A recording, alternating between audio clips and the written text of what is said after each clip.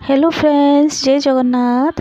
आज संडेटा थिला आमे ब्रेकफास्ट करिकी घर तो टिके 20 किलोमीटर दूर को बाहरी आसिलु। बाहरी आसला परे बुलाबुली कला परे प्रबल भोक होउतला। प्रबल भोक होला हले तापरे आमे गोटे रेस्टोरेंट खोजिकी भितरे पसिगलु। मु खाइबा ऑर्डर कर देला परे तापरे खाइबा स्टार्ट कर देलु। खाई सारला परे बाहर की आसला बेले को छुआ माने दुई जण जाक खेलिबारे व्यस्त हो गले।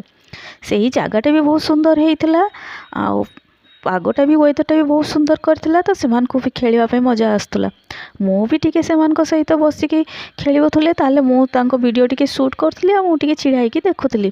तापर सेठो किछि किलोमीटर बाहरी आसला परे मो हस्बैंड आ गोटे जगह को नेकी आसिले, जोटा कि बहुत बढ़िया जगहटा थिला, तांकर सांगर जगहटा थिला।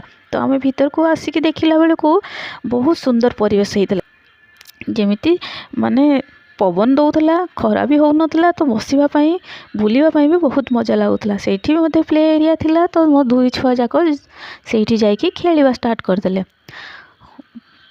तापर खेलवा बेले को मु भी से जगी थी।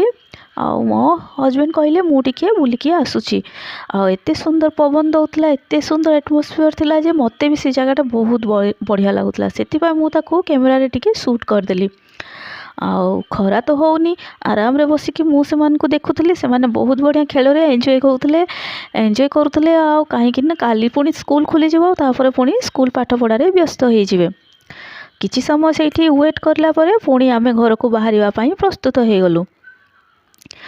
ओके फ्रेंड्स, तो मोर संडेटा एमितिया आज कटिला। आपण मान को संडे केमितिया कटे प्लीज कमेंट करिकी जणेबे।